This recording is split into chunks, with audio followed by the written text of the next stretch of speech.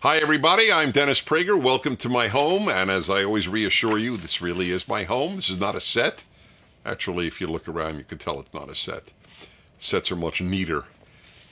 That's a real fire. It's a real fireplace, and I'm really me. And the beauty about these fireside chats every week is that they are completely unscripted. It is completely natural.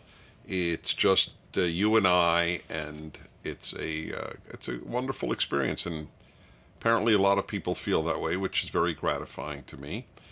It's a chance for those of you who know any of my work to know me better just as a human, and for those of you who don't know my work, just to enjoy the ideas that I speak about. So welcome. For those of you who are tuning in for the first time in, let's say, a month, where's my cigar, you're thinking?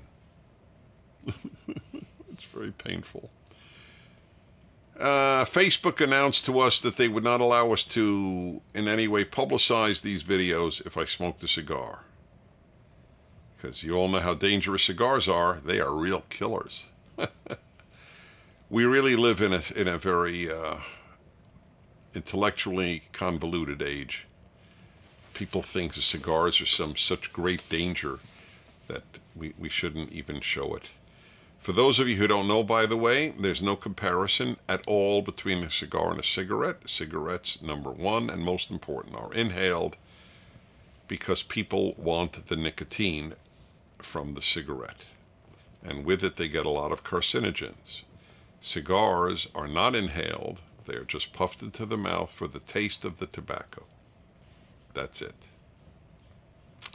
Anyway, that's the reason there's no cigar.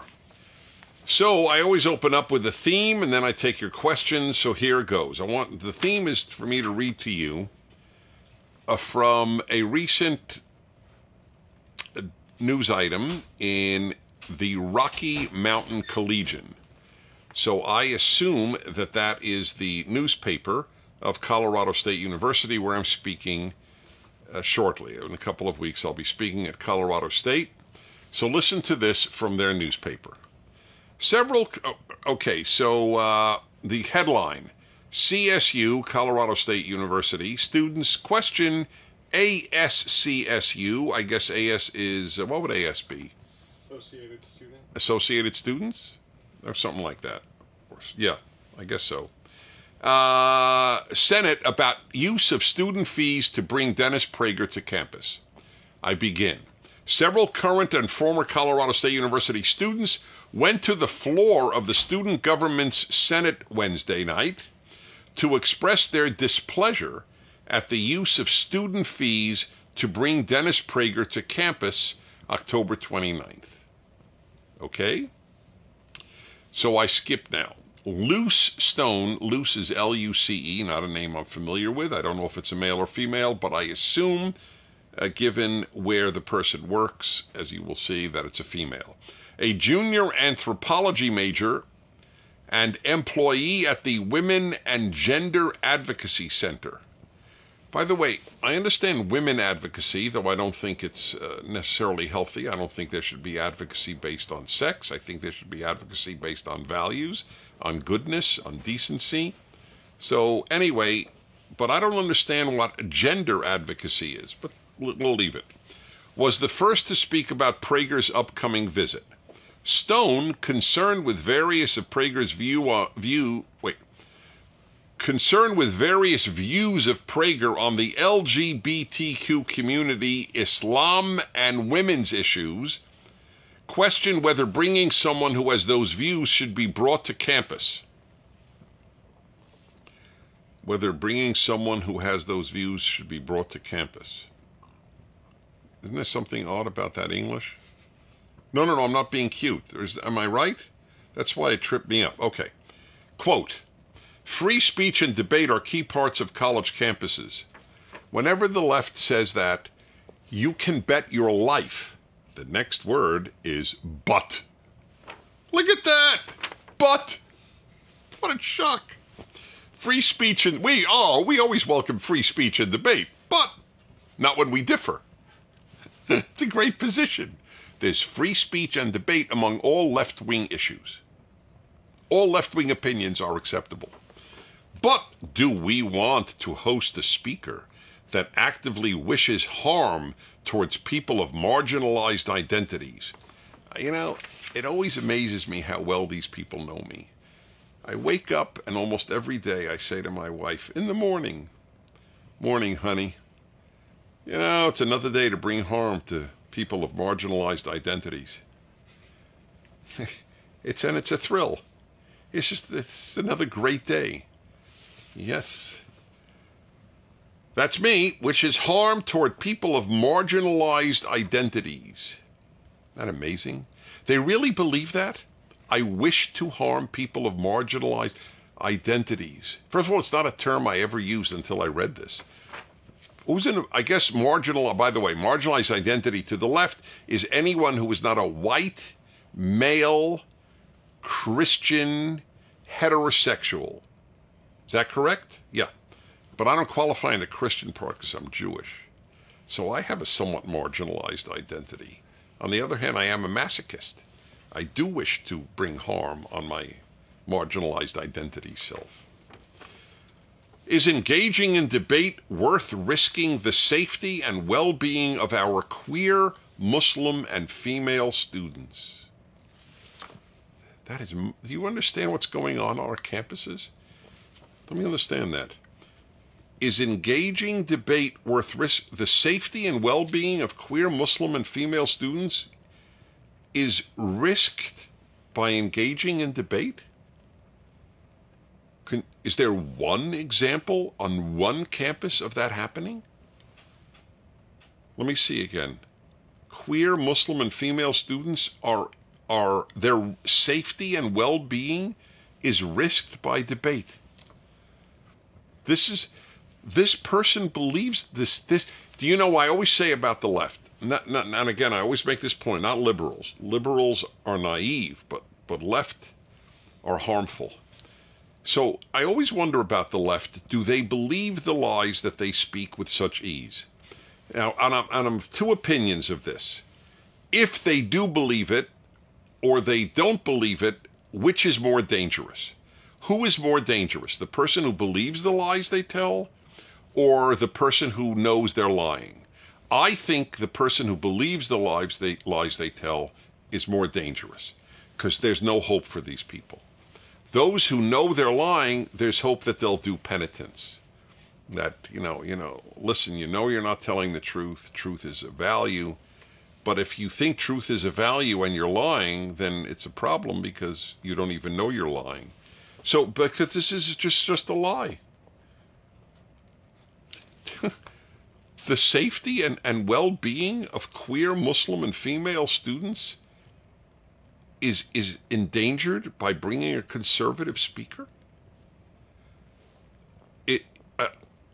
Is the safety of conservative students endangered by bringing a liberal speaker? This is scary stuff. This is new in American history. The utter and total stifling of speech on the basis of lies. You have to understand, the lies get worse. The article gets worse. This is just the beginning. But that is an amazing thing to think. The safety and well-being of queer, Muslim, and female students is endangered by bringing me.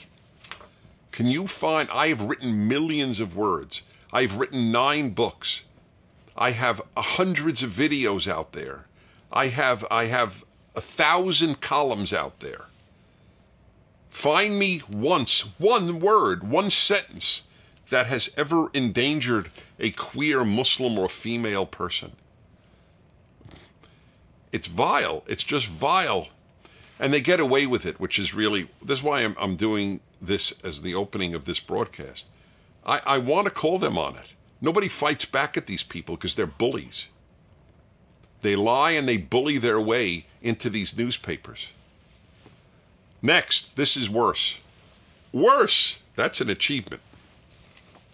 Alex Scott, who, by the way, I publicly invited onto my radio show to tell the world why he wrote or said such things about me as you will hear. Alex Scott, Jr., Natural Resources Management.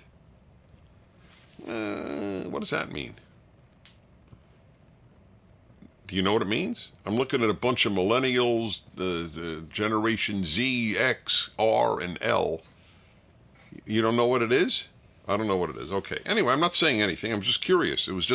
That was not a put down. It was a curiosity question.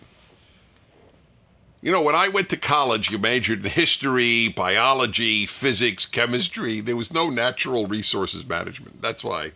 Okay. Also spoke about his disappointment in bringing Prager to campus. That's me. This is very painful. Having ASCSU splash their logo across Dennis Prager's advertisements for his speech and his advertisements for his ideas is beyond the pale.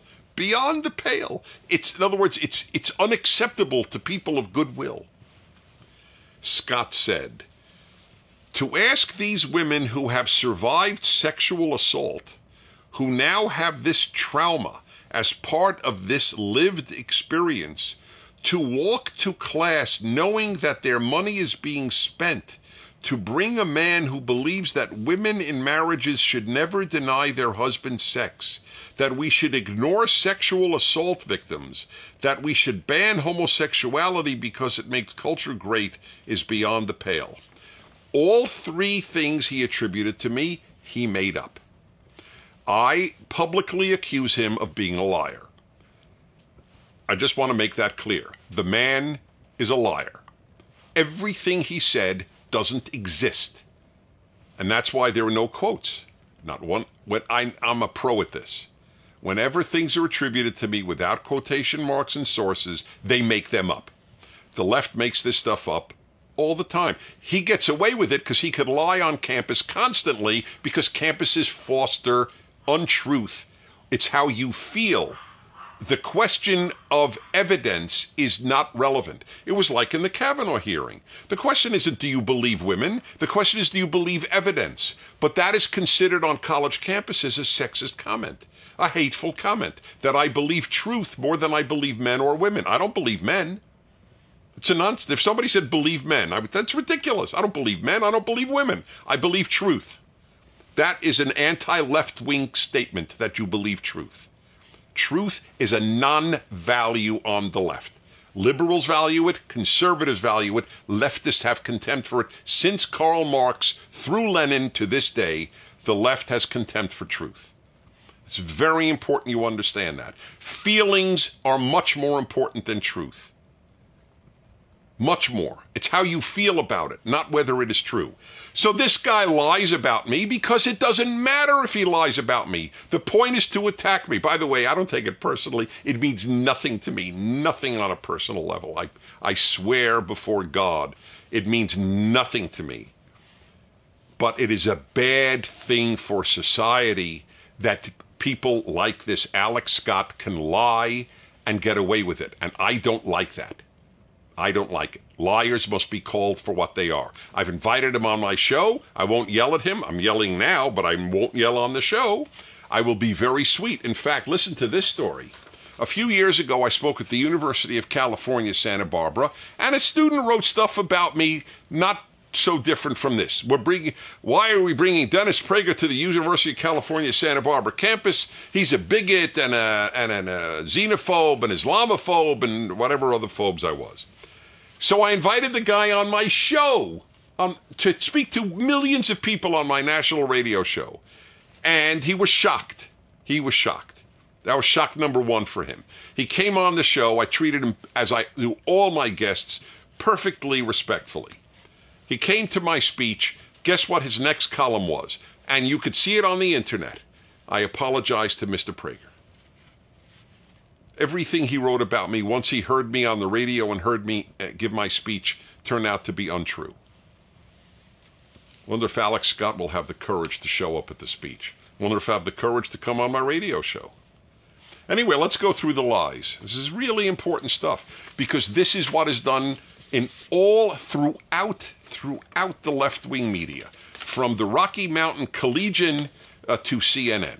It is ubiquitous. It is universal. So let's begin, okay? So, first of all, it will traumatize women knowing that a man who believes that women in marriages should never deny their husband sex. If you find, I know what he's referring to, so if you find, it's a 2-part column I wrote about 10 years ago. It's on the internet. Whatever's on the internet stays on the internet. And it's a 2-part column.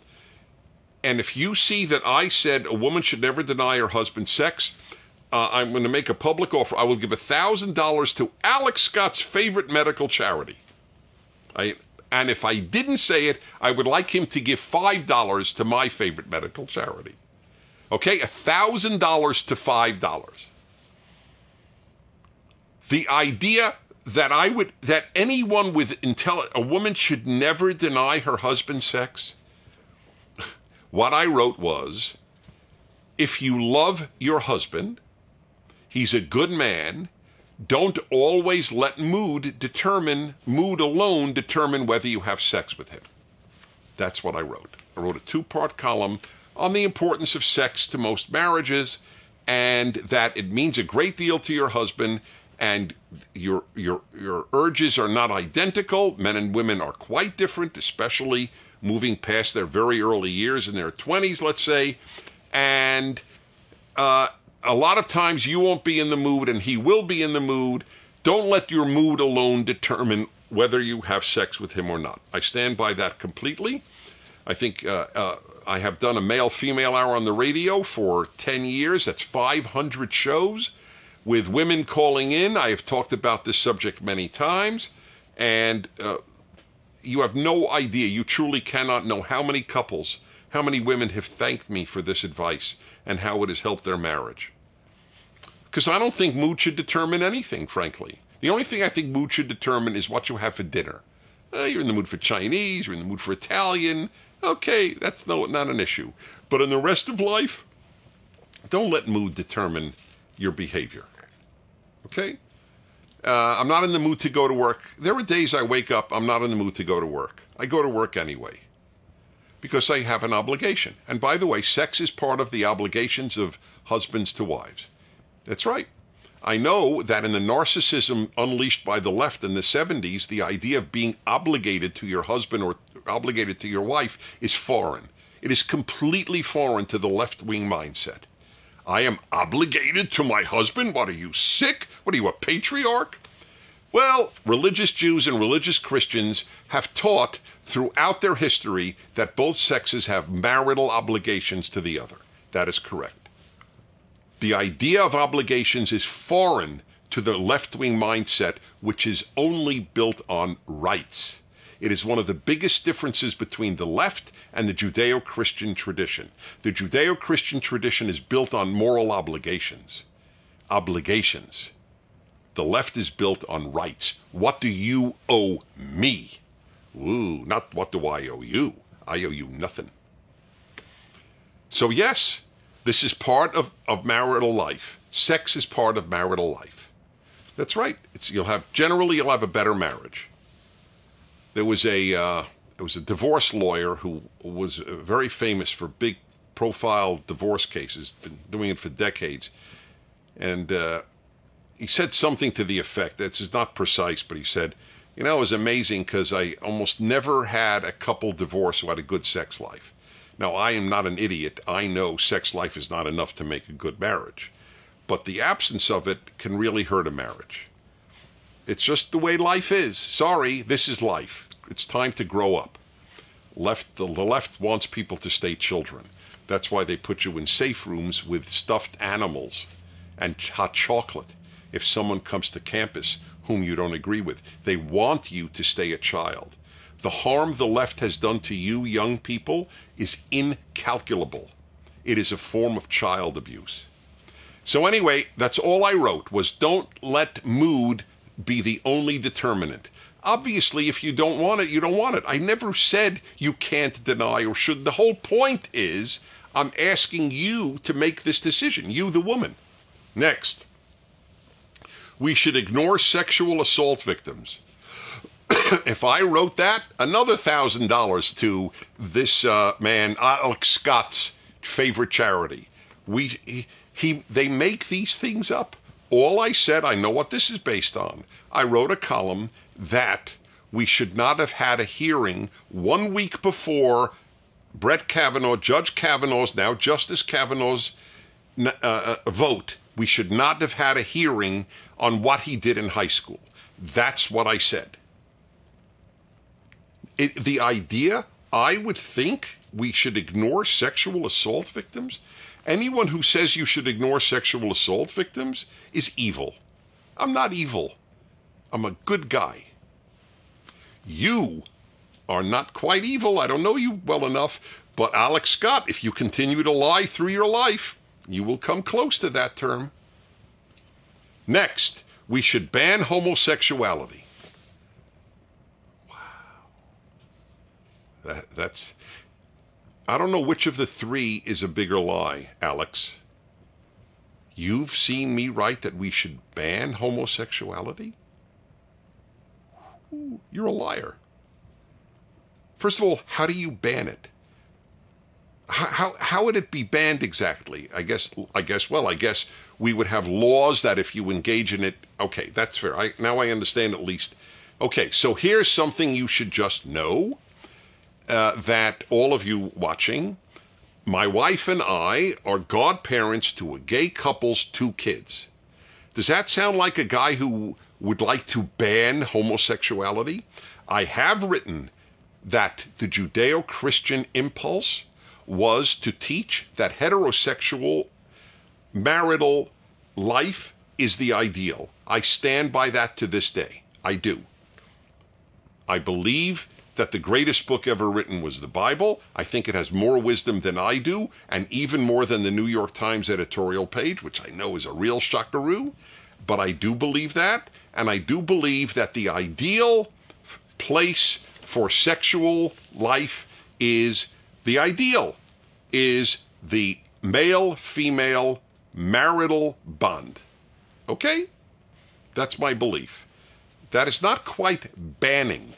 Then you might as well say I'm for banning singlehood. I think that marriage is the ideal. Am I for banning singles? The reason that the reason people like Scott never quote me accurately, this was done just in the Huffington Post. They said Prager, just 2 weeks ago. The guy based on the article from 10 years ago. They're still angry at me for that article. And a guy in the Huffington Post 2 weeks ago said Prager is defends marital rape. You know, the Daily Kos, which is even to the left of the Huffington Post, some guy wrote Prager defends marital rape because of that article. And even in the Daily Kos, a guy wrote, I can't stand anything Prager stands for. He's a conservative. I can't stand conservatives. But that's ridiculous. The article did not defend marital rape. Why do they do this? Because the left has no intellectual or moral basis for its positions, so it must lie about the right. Right? If you support the president, you're a white supremacist, you're a Nazi, you're into whiteness. It's all lies. But that's the reason they do it. Because they don't have a moral/intellectual basis for their positions. So they must lie about us. That's why I spent the time with this example. Anyway, it'll be very interesting. You know, a lot of people watch these podcasts or video casts, these Fireside Chats. Maybe word will get back to this guy. Maybe like the guy at UC Santa Barbara. How much have we done? Because maybe I won't take questions today. 24 minutes. So yeah, okay, maybe I won't then. Maybe he will turn out to be decent. And like the guy at the University of California, Santa Barbara, like the student there who attacked me before he actually read a word I actually wrote or heard me speak a word, and then came to the speech and then said, I apologize. Maybe Alex Scott will. And maybe this loose stone will too. But this is what is happening on campuses. My God, if I am beyond the pale, I've devoted my life to teaching people, hopefully, how to be better, kinder, finer, more honest, have more integrity, be more loving. If I am beyond the pale, then we have reached the point of totalitarianism. truly of a frightening suppressing of all alternative views, from no matter how decent the source from which it comes. That's a very scary prospect. I often think that I feel for this generation, and I do, for many reasons, and this is one of them. To be taught this way at your college, you know how paralyzing it is to never hear of an idea you don't agree with? We're for free speech, but not for Prager. So then for whom? What conservative, if I'm not kosher, who is? $600,000 spent at Berkeley to prevent Ben Shapiro from speaking? Calling a yarmulke-wearing Orthodox Jew a Nazi? Are they serious? Yes, they are serious. The question is, as I said when I began this, do they believe their lies? That is the biggest question to ask of the left. I'm sorry it was so intense. It's usually a little lighter, but it's really important stuff. If you care about goodness, you can be a liberal. If you care about goodness, you can be a conservative. But if you care about goodness, you must oppose the left. That's the lesson of the last 100 years. Okay, thanks for watching. I'm Dennis Prager. See you next week.